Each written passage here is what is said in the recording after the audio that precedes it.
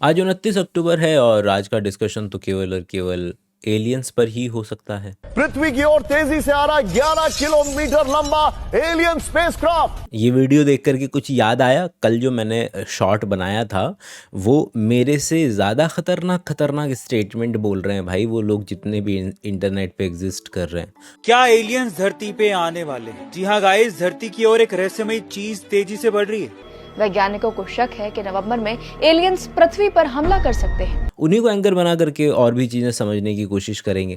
बात थी इतनी सी कि भाई हमारे पास पिछले कुछ सालों के अंदर में तो ही इतने बिलियन ऑफ सालों के अंदर में हमारे पास अभी पिछले 50 साल के अंदर में तो ताकत आई है कि देख पाएँ ऊपर की तरफ।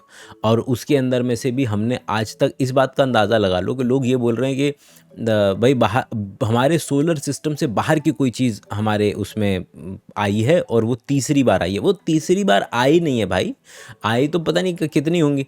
हम जो ऑब्ज़र्व कर रहे हैं उसके अंदर में हमने ये जो एटलस है उसके ज़रिए हमने जो तीसरा ऑब्जेक्ट हमने आइडेंटिफाई किया है। तो जस्ट बिकॉज कि तुमने तीसरी बार देखा है इसका मतलब ये नहीं है कि वो तीसरी बार ही आ रहा है। तो इसी सब के स्पूफ के तहत मैंने कल जो वीडियो बनाया था, जिन लोगों ने नहीं देखा है, क्या सच में आ रहे हैं 29 अक्टूबर को एलियंस धरती पर? हमारे साथ हैं जाने माने साइंटिस्ट, आइए उनसे पूछते हैं। Look, scientifically speaking, we do not have concrete evidence to rule out all the possibilities. So this object may have alien origin. Harvard के साइंटिस्ट ने लाइव टीवी पर किया कबूल, आ रहे हैं 29 अक्टूबर को धरती पर एलियन करने के लिए attack. Statistically speaking, this object is not from our solar system and taking this very particular path actually increases the probability a little bit to 20 to 30% more. 20% बस। साइंटिस्ट कर रहे थे 10 साल से कैलकुलेशन, 50 से 80% उन्होंने कैलकुलेशन करके बताया कि इस बार आएंगे एलियन धरती पर जरूर। And if given chance, like I also would want to believe, who does not want to entertain the idea that aliens are trying to contact us? Live TV पर साइंटिस्ट ने कबूला कि वो मानते हैं एलियंस में। And since my new book is also coming out, making these great scientific claims also boost up sales. साइंटिस्टों ने मिलकर लिखी है किताब जिसमें उन्होंने बताया कि एलियन कब और कैसे धरती पर अटैक करके उसे अपना बना लेंगे। दुनिया भर में मशहूर हार्वर्ड यूनिवर्सिटी के वैज्ञानिकों ने एक ऐसा दावा कर दिया है जिसको सुनकर कुछ लोग इसे अफवाह मान रहे हैं और कुछ लोग उनके समर्थक हैं, और हो सकता है कि एलियन शिप हो। और ये सब कराया वो हमारे बढ़िया से हार्वर्ड वाले साइंटिस्ट जी ने उनको बहुत जो तिल्ली सुलगाई है और जिस तरीके से मतलब आतंक ही मचा दिया दुनिया के अंदर में। और उनके थोड़ा सा रस्सी देने की देर थी कि जो फिर मैंने कल बोला है वो एक्चुअल में वही स्टेटमेंट्स हैं जो सच में वो हार्वर्ड के साइंटिस्ट ही हैं जिनकी किताब पब्लिश होने वाली है, उन्हीं के पेपर मिलते हैं, उन्हीं को लोग बुला करके पूछते हैं। अभी कल ही दुनिया का सबसे बड़ा पॉडकास्ट कौन है? जो रोगन का पॉडकास्ट। तो कल उनका पॉडकास्ट आया भी है 2.5 घंटे का जो रोगन के साथ। उनको सारी उन्होंने, और ये बात भी नहीं कि उन्होंने पहली बार ऐसी कोई बकैती करी हो, उनका इतिहास है इस तरीके की बकैती करने का, इस तरीके की चीज़ों को पेपर पब्लिश करने का जो कि अभी तक पीयर रिव्यूड में गया भी नहीं है, जिसके क्रिटिक्स भी नहीं आए हैं। लेकिन वो इससे पहले आपस के लोग, साइंटिफिक कम्युनिटी के लोग उनसे पूछें कोई सवाल, वो लेकर के कंप्यूटर स्क्रीन के सामने बैठ जाते हैं, बाकी चैनल्स के सामने आसपास के एक स्टेटमेंट्स बोल देते हैं और फिर वो उसको उठा करके इंटरनेट वाले वो जिस तरीके से वायरल करते हैं वो तो मतलब क्या ही कहने। और हार्वर्ड के एक प्रोफेसर ने तो ये तक बोल दिया कि अगर वेकेशन पे जाना है तो 29 अक्टूबर से पहले चले जाना। रिसेंटली हार्वर्ड के एक प्रोफेसर ने बहुत ही शॉकिंग स्टेटमेंट दिया कि एक आर्टिफिशियल स्पेसक्राफ्ट हमारी ओर तेजी से बढ़ रहा है और जिसे शायद एलियंस ऑपरेट कर रहे हैं। देख रहा है विनोद, प्रोफेसर पहले ही एक कदम आगे हैं। और आप ये बोल सकते हैं आपके यार मतलब कि अच्छा बेटा तुम्हारे से मैच नहीं खा रहा और तुम्हारी कम्युनिटी का प्रोफेसर मतलब साइंटिस्ट बंदा बोल रहा है तो तुम अब उसको अपनी कम्युनिटी से निकाल रहे हो। बिल्कुल वैसे ही जैसे किसी पर्टिकुलर ग्रुप का अगर कोई बंदा आतंकवादी निकल जाता है तो हिंदू संगठन वाले या मुसलमान संगठन वाले या जो भी थे वो बोल देते हैं अरे आतंकवाद का कोई धर्म नहीं होता, ये हमसे बिलोंग नहीं करता है। तो बिल्कुल उसी तरीके से ये बंदा तुमसे थोड़ा सा अलग बोल रहा है तो तुम लोग भी यही बोल दे रहे हो कि भैया हमसे बिलोंग नहीं करता है। तो इसके अंदर में हम मत करो विश्वास, क्योंकि साइंस क्या करता है, साइंस अथॉरिटी ही तो ख़त्म करता है। तो तुम उठा करके देख लो कि भाई ने पिछली बार कितने ऐसे वक्तव्य दिए हैं जिसकी वजह से कोहराम मचा, लोगों ने पैसा कमाया, अंधा पॉडकास्ट किए, वीडियोस बनाए मेरी तरीके से, और फिर दोबारा से वही ढाक के 3 पल वही ज़िंदगी फिर से दोबारा शुरू हो जाती है। अब आज 29 अक्टूबर है तो देख लेना कल तक का खेल है सारा का सारा, परसों से वैसे ही ज़िंदगी सारी नॉर्मल होनी शुरू हो जाएगी। तो क्या करें इस पर्टिकुलर प्रेडिक्शन का? अगर मान भी लें कि उस बंदे ने बोला, मतलब बोला तो नहीं कि स्पेसक्राफ्ट आ ही रहा है, वो तो चाइनीज़ विस्पर बनते बनते कि मेरा वाला थोड़ा कंपैरेटिवली ज़्यादा वायरल हो जाए तो सबका इंसेंटिव जैसे जैसे अलाइन होता है वैसे वैसे तरीके का कंटेंट हर व्यक्ति अपने लेवल पे बनाना शुरू कर देता है। तो संभावना तो यही ज़्यादा है कि न तो एलियंस आएंगे न तो वो ऑब्जेक्ट एलियन स्पेसक्राफ्ट है। लेकिन 4 दिनों की शोबाजी रंगबाजी चली, सब कुछ लोगों ने पैसे कमाए, कुछ लोगों ने एंगेजमेंट बटोरी। तो अब जैसे ही 4 दिन बीतेंगे फिर नया कोई कोहराम मचेगा, फिर से लोगों के अटेंशन को खरीदने बेचने का जो सिलसिला है वो शुरू हो जाएगा। 2 लाख किलोमीटर प्रति घंटे की रफ्तार से एक एलियन का स्पेसशिप धरती की तरफ बढ़ रहा है और ये नवंबर में धरती पर उतर सकता है और बहुत चांसेस है कि इस बार शायद हम एलियन को देख पाएंगे। और हार्वर्ड के एस्ट्रोफिजिस्ट एवी लोएब का कहना है कि ये कोई आम धूमकेतु नहीं है बल्कि किसी और दुनिया से आया हुआ एलियन का स्पेसक्राफ्ट हो सकता है। और हम हर बार की तरह इस ही कोहराम को एंकर बना करके कुछ फंडामेंटल डिस्कशन कर सकते हैं क्या, वो कोशिश करेंगे। स्टीफन हॉकिंस का एक बहुत फेमस स्टेटमेंट है कि either we are alone in this universe or there are aliens and both outcomes are equally terrifying, which is too true कि अगर इस दुनिया इतना फर्मी पैराडॉक्स की इतनी बड़ी अगर गैलेक्सीज हैं, ब्रह्मांड इतना बड़ा है, तो उसमें अगर केवल और केवल एक ही जगह जीवन है तो भी ये इतनी ज़्यादा ख़तरनाक बात है, और अगर एलियंस हैं तब भी ये बहुत ज़्यादा ख़तरनाक बात है। इस धरती पर कोई भी क्यों ना हो जिसके पास ये लग्जरी है कि वो सवाल पूछ सकता है खुद से। उन सवालों में हमेशा ये सवाल रहे जो कि मोस्ट आइकॉनिक सवाल हैं कि हम अकेले हैं क्या, मरने के बाद क्या होगा, या ये जो आइकॉनिक सवाल हैं, इन्हीं आइकॉनिक सवालों की मदद से लोगों ने स्टार ट्रेक, स्टार वॉर्स जैसी, जॉर्ज लुकस जैसी दुनिया गढ़ दी, क्योंकि हम चाहते थे जवाब। तो लोगों ने सोचने की कोशिश की कि हम अकेले हैं क्या, हमारा जैसा कोई और होगा क्या, तो कैसा दिखता होगा, क्या करता होगा, हम उनसे मिले तो क्या होगा।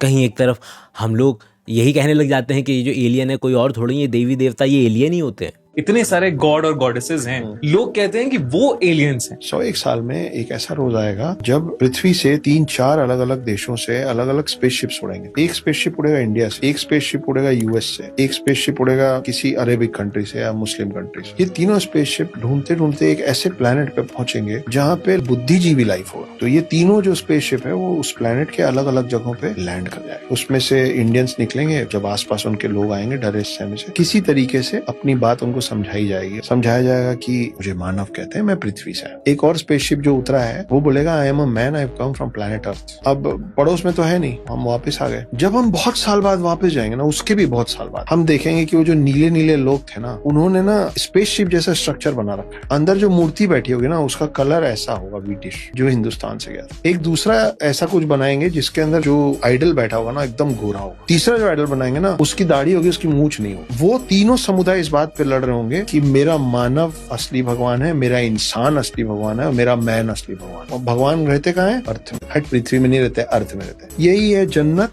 स्वर्ग और हेवन। यही है हेल, नर्क और दोज़ख। इसीलिए आज भी आप देखो, कोई भी समुदाय वो प्रार्थना करता है तो वो ऊपर देखता है, क्योंकि उसको यही मालूम है कि भगवान ऊपर से आए। तो आप सोचो कि आप इस चीज को कैसे नकारोगे कि वैकुंठ धाम नाम का कोई प्लेनेट हो। वो आके सच सच बोल के गए थे कि हम लोग सब वैकुंठ धाम में रहते हैं। ये एलियन टेक्नोलॉजी ही है जिसकी वजह से वो स्पीड ऑफ लाइट से भी ऊपर नीचे आगे पीछे आ जा सकते हैं। हमारे पैरेलल यूनिवर्सेस में भी आ जा सकते हैं वो लोग।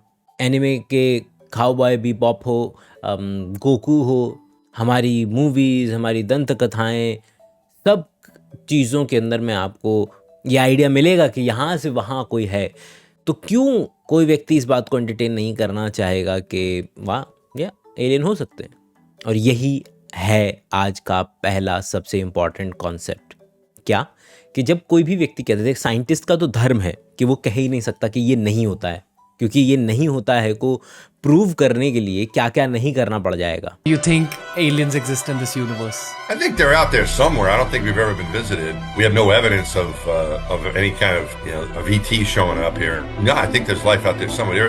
The Hubble has shown us there's billions of galaxies, and there are billions of stars in each of those galaxies. Most of those stars have multiple planets orbiting around them. There's a lot of possibilities out there. So I do think that there is places where life exists. तो क्या बोलेगा scientist? Like okay fine, the chances are comparatively low. या अगर बोलना होगा कि aliens होते हैं तो हाँ, we may have aliens, we can not rule out the possibility. लेकिन जैसे ही किसी साइंटिस्ट ने ये बोला we may encounter alien, may जो शब्द है वो आम जनता को चमकता नहीं है, और फिर वही चालू हो जाता है कि अरे मिल गए, आ गए, अरे मार दिया एलियंस ने। वो पूरा का पूरा वहाँ तक लेकर के आ जाते हैं अगर किसी साइंटिस्ट के नाम मुंह से जो है मे अगर शब्द निकल गया, और उसका धर्म है कि वो गारंटी के साथ कुछ बोल नहीं सकता। Because what you say alien is a life form which is different from yours. That's what you call alien now. Any life form which is any life form, a bacteria in some other another planet, an exosolar planet, could be an alien for you. I will tell like this. My argument is that there is always aliens or other life form present in the universe, because Earth cannot be only one place where the life originated. It's simply not possible. Maybe we are too lucky, sir. In a Milky Way galaxy, which is Sun is just one of the minute star of the entire galaxy where billions of stars are there, and you think that you are the only one here. But just imagine in this Milky Way galaxy itself, there are billions of stars, and most of the stars got planetary system, and many of the planets can have life. I am very sure about they are there. Next time someone asks me, I am gonna say yes. Science में जब भी बोला जाएगा तो ये बोला जाएगा ना कि देखो भाई धरती के ऊपर पहले से ही इतने तरीके की चीज़ें एग्जिस्ट करती हैं, तो बाहर से मिलती जुलती कोई चीज़ एग्जिस्ट करेगी, लाइक बैक्टीरिया, प्लांट। हमारी धरती पर ही कितनी अलग अलग तरीके की चीज़ें अवेलेबल है। एक तो आम आदमी को ये भी नहीं चमकता है कि यार ये जो बैक्टीरिया है ये भी अगर हमें बाहर मिल जाएगा तो वो भी एलियन ही कहलाया जाएगा। उसके दिमाग में चल रहा है कि जादू जो है घूम रहा है दूसरे प्लेनेट के ऊपर में, पानी पी रहा, पार्टी कर रहे हैं वो लोग। उनको आम आदमी को चाहिए वैसा एलियन, इनको वो साइंटिस्ट को चाहिए कि विच एक्चुअली डिफाइंस के मिनिमम लेवल पर वो पूर्ति कर दे कि हाँ इसको हम लाइफ कह सकते हैं, उतना भी मिल जाएगा तो वो खुश हो जाएंगे, पगला जाएंगे एक्चुअली।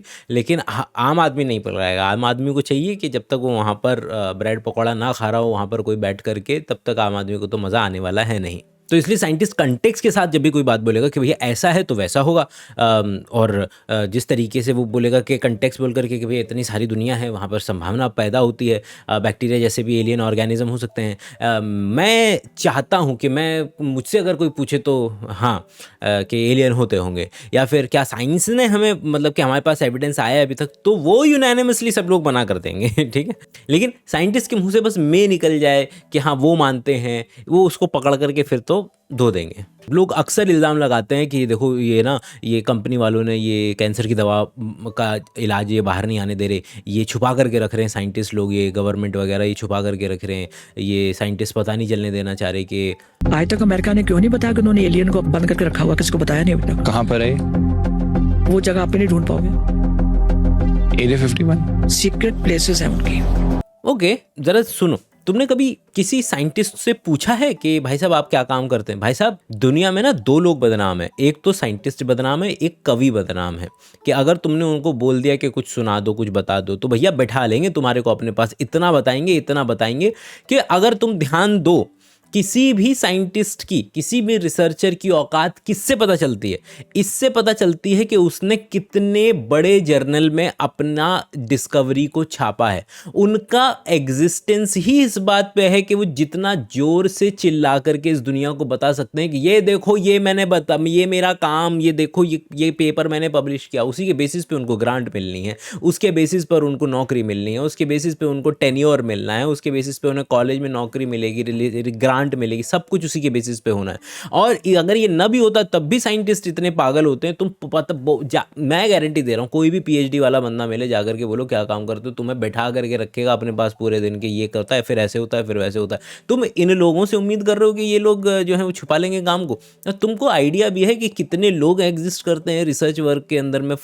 लोग बोलते हैं कि ये इलाज बाहर नहीं आने दे रहे हैं कैंसर का, या फला चीज़ का, ठिकाना चीज़ का, या छुपा करके रखते। तुमको आइडिया है कि कितने लोगों को सम्मिलित होना पड़ेगा इस पर्टिकुलर कॉन्स्पिरेसी के अंदर में। दुनिया में जितने फिजिसिस्ट हैं, दुनिया में जितने भी रिसर्चर्स हैं, दुनिया में जितने भी कॉलेजेस हैं, दुनिया में जितने भी फार्मास्यूटिकल कंपनीज हैं, उनके अंदर में जितने लोग काम करते हैं, ये तो हो ही गई आधी दुनिया। तो आधी दुनिया छुपा करके बैठी हुई है हमारे दिमाग में। हम चाहते हैं कि ये मिस्ट्री, ये 4 लोग हैं जो दुनिया चला रहे हैं और ये फलाना ठिकाना, आनंद आता है, अनुभूति होती है कि एक सेंस ऑफ कंट्रोल मिलता है कि हमारी जो वाट लगी पड़ी है इस दुनिया में, जो हम बर्बाद है ना, ये हम अपनी वजह से बर्बाद नहीं है, ये 4 लोगों ने मिल करके हमारे खिलाफ साजिश की हुई है, वरना तो हमें कोई रोक लेता क्या।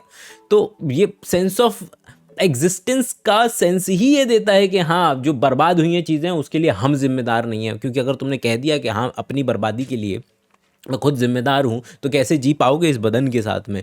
तो इसलिए बड़ा ज़रूरी होता है इंसान के लिए, आप बोलोगे यार इसको क्यों नज़र क्यों नहीं आ रहा कि ये इसी की गलती है, नहीं आएगा, क्योंकि वो फिर अपने हर व्यक्ति जो भी काम कर रहा है वो अपने आप को रीज़न दे करके कर रहा है। जब तक आप बोलते रहेंगे इसको क्यों नहीं समझ में आ रहा, इसको क्यों नहीं समझ में आ रहा, क्योंकि बिल्कुल उसी तरीके से जैसे आपको ये बात नहीं समझ में आ रही है कि समझदारी की पराकाष्ठा ये नहीं है कि जब आप बोलें भाई बेवकूफ़ है कि इसको समझ क्यों नहीं आ रहा है। समझदारी की पराकाष्ठा ये है जब आप ये समझ जाएं कि सामने वाला क्यों नहीं समझ पा रहा है। So we can't yet say for sure whether or not aliens exist. But to quote Carl Sagan, the universe is a pretty big place. If it's just us, it seems like an awful waste of space. So, we will keep looking.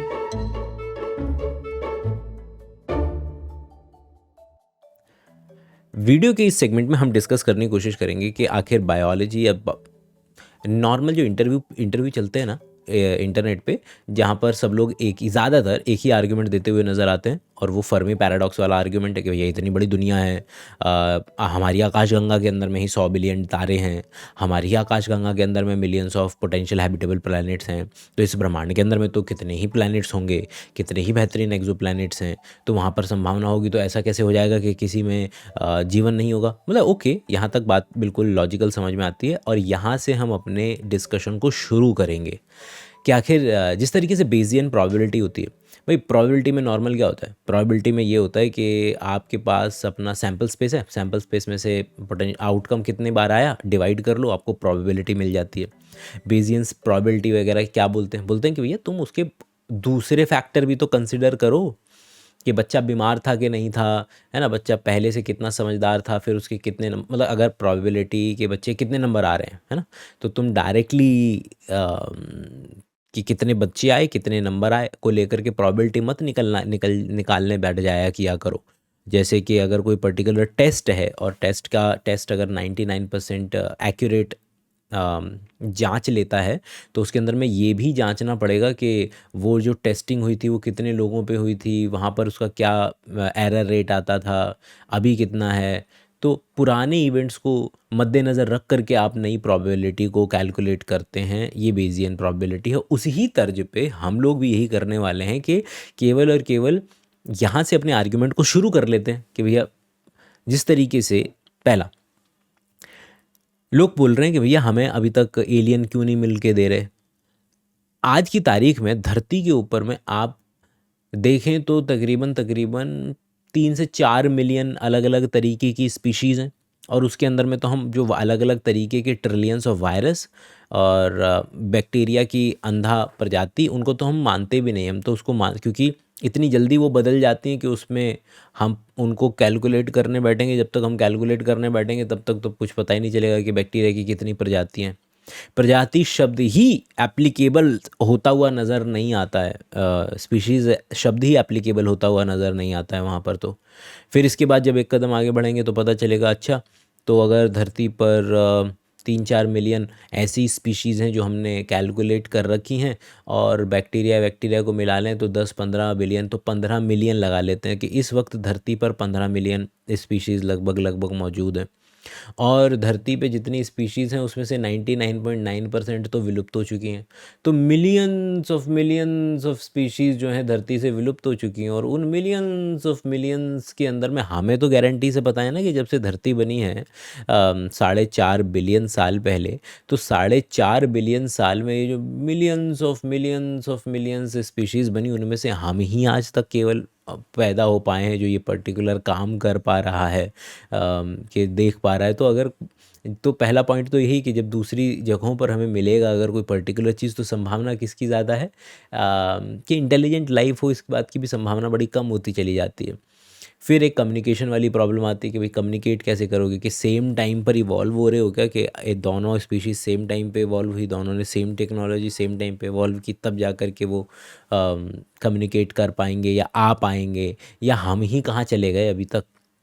Okay इसके अलावा और भी अगर हम नीचे जाएंगे तो फिर हम एंडो सिम्बायोटिक थ्योरी वाले पार्ट पे चले जाएंगे कि भैया ये जितनी भी तुम स्पीशीज़ गिना रहे हो ये सारे के सारे मल्टी सेल्यूलर ऑर्गेनिज्म हैं, और मल्टी सेल्यूलर ऑर्गेनिज्म बनते हैं किससे, एंडो सिम्बायोसिस से। कैसे कि भैया इतिहास में कोई एक बैक्टीरिया था, उसने ज़्यादातर दूसरे बैक्टीरिया को जब खाते थे तो एक बैक्टीरिया दूसरे बैक्टीरिया को खाता था तो उसे डाइजेस्ट कर दिया करता था। कई बार ऐसा हुआ कि 2 या 3 बार ऐसा हुआ, केवल और केवल, कई बार नहीं हुआ, दोबारा से बोल दूँ, गलत बोला मैंने, कि 2 या 3 बार केवल और केवल ऐसा हुआ कि कभी किसी ने एक बैक्टीरिया ने दूसरे बैक्टीरिया को खाया तो दोनों ने मिल करके एक नया ऑर्गेनिज्म बना दिया। उसने उसको खाने के बाद डाइजेस्ट नहीं किया, वो उसके अंदर ही रहने लगा और वो आज तक हमारे अंदर में रहता है, और उसका नाम है माइटोकॉन्ड्रिया। प्लांट के अंदर में भी वो बैक्टीरिया आज तक रहता है, उसका नाम है क्लोरोप्लास्ट।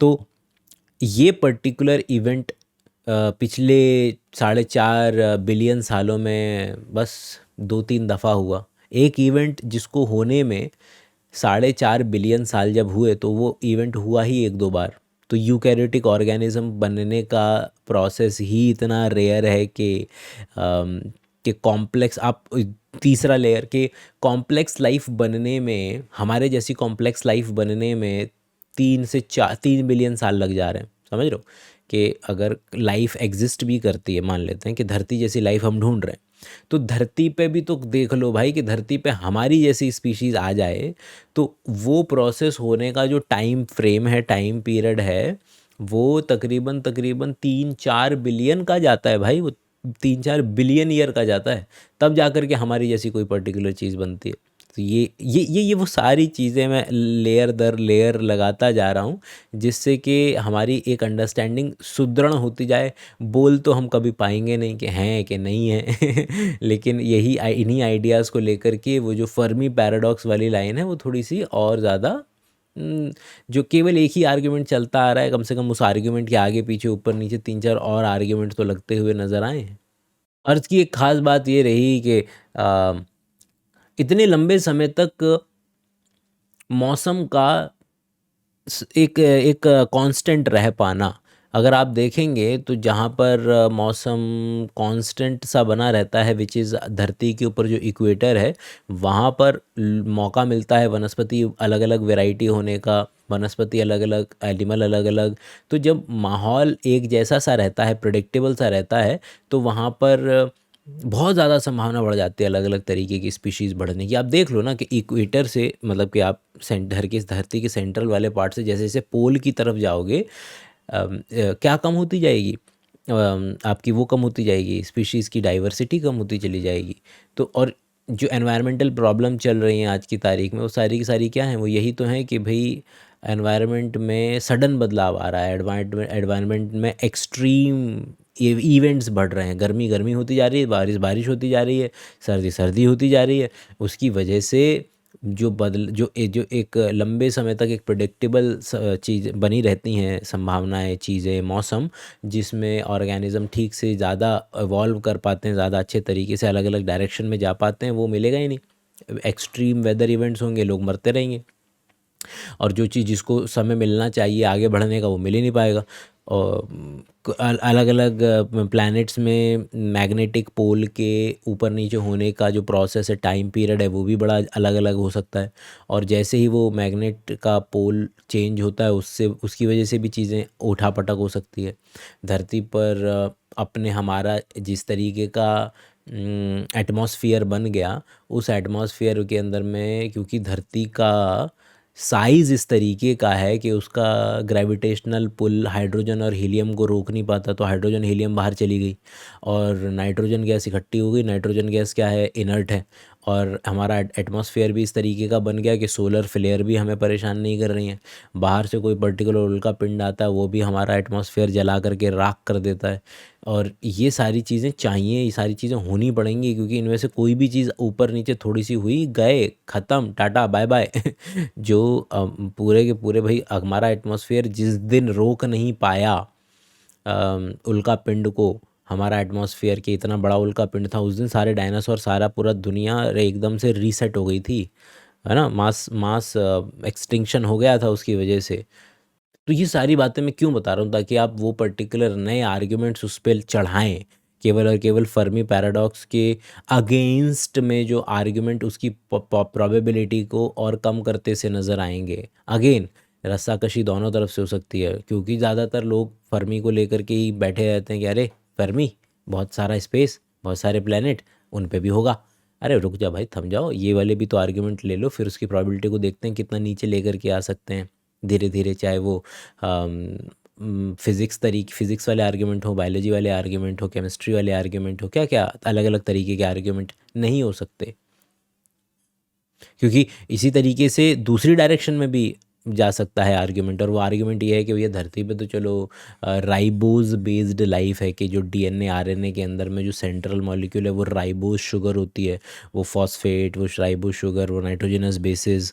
अगर किसी दूसरी धरती पर कार्बन बेस्ड लाइफ ही नहीं हुई, कोई और तरीके की लाइफ एग्जिस्ट हुई, तो क्योंकि हम तो जब भी इमेजिन करते हैं तो धरती वाली लाइफ इमेजिन करते हैं ना, तो वहाँ पर तो हुई ही नहीं, तो फिर हम क्या उखाड़ लेंगे, है ना।